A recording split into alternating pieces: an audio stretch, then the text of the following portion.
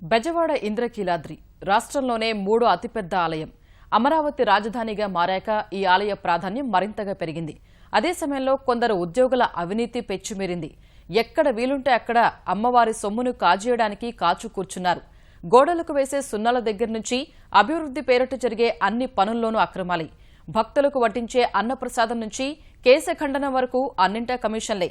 చివరకు అమ్మవారికి భక్తులిచ్చే కానుకల్ని పళ్లేల ద్వారా లాక్కుని పంచుకునే స్థాయికి దిగజారారు. ఏళ్ల తరబడి దుర్గమ్మ కోవిల్లో తిష్టవేసు కూర్చున్న ఈ ఫెవికాల్ వీరులు ఈసారి బదిలీలోనూ కదలకుండా ఇక్కడే ఉండేందుకు పావులు కదుపుతున్నారు.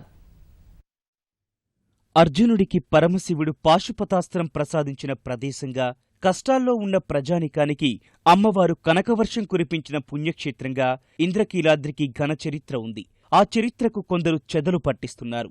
బతుకు తెరువు కోసం ఉద్యోగాల్లో చేరి అక్రమ వ్యవహారాలతో చెలరేగిపోతున్నారు. దుర్గగుడిలో వివిధ స్థాయిల్లో 325 మంది వరకు ఉద్యోగులున్నారు. అదనంగా మరో 200 మంది పొరుగు సేవల సిబ్బంది పనిచేస్తున్నారు. కీలకమైన ఇంజనీరింగ్, ఎస్టాబ్లిష్మెంట్, పరిపాలన, అర్చక విభాగాల్లోని 15 మంది ఉద్యోగులు మాత్రం చక్రం తిప్పుతుంటారు. దుర్గగుడి ఈవో ఉన్నా అన్నీ తామై వ్యవహరిస్తుంటారు. ఆలయంలో ఏటా వచ్చే 150 కోట్ల రూపాయల ఆదాయంలో తమ వాటా దక్కించుకునేందుకు ఏ మార్గాన్ని వదిలిపెట్టడం లేదు.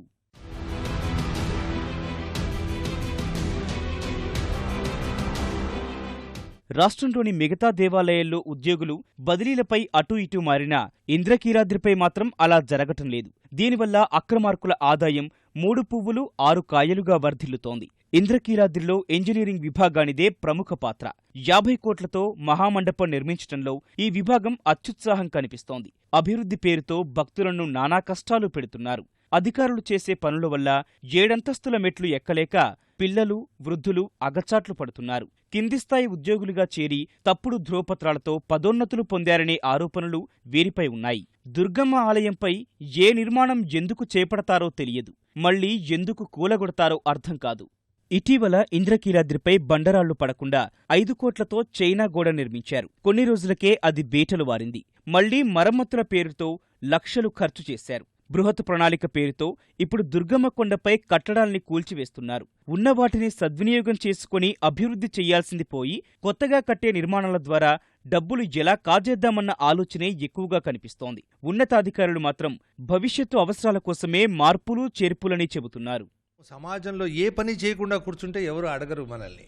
మనం ఏదన్నా కాస్త మంచి చేస్తున్నాం అనగానే వెంటనే దానికి ఎందుకండి ఈ ఉద్దేశం చేస్తున్నారా, ఈ దురుద్దేశం దీంట్లో వీళ్ళ మనసులో ఉందేమో, ఇలాంటి ఆలోచనలు వచ్చేస్తున్నాయి. తిరుమల, శ్రీశైలం తర్వాత అతి పవిత్రమైనటువంటి క్షేత్రం ఇది. కాబట్టి ఈ క్షేత్రాన్ని మనం బాగా డెవలప్ చేసుకోవాలి. అందరికీ మనం తెలియచేయాలి మనం ఎంత చక్కగా దేవాలయాన్ని పెట్టుకుంటాము. అక్కడ ఉన్నటువంటి పరిస్థితులు అలాగ లేవు. ఒక చిన్న టౌన్లో ఏదో చిన్న టెంపుల్ ఎట్లయితే ఉందో అలా పెట్టుకున్నారు. తిరుమల టెంపుల్ లేకపోతే శ్రీశైలం టెంపుల్ లాగా హుందాగా ఆ రకమైనటువంటిది అమ్మవారి దేవాలయానికి ఉండాలి, కానీ అది లేదు.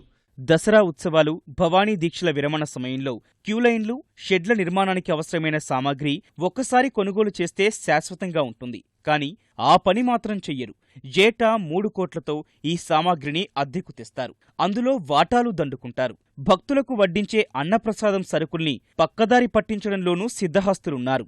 50 మంది ఉన్న కేశఖండనశాలలో ప్రస్తుతం 125 మందికి పైగా ఉన్నారు.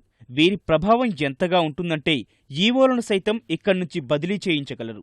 కీలకమైన స్థానాల నుంచి తమను తప్పించారనే ఉక్రోషంతో గతంలో ఓ ఈవోకు వ్యతిరేకంగా మిగతా ఉద్యోగుల్ని రెచ్చగొట్టి ఆందోళన చేయించి సదరు ఈవోను సెలవుపై పంపిన చరిత్ర ఉంది.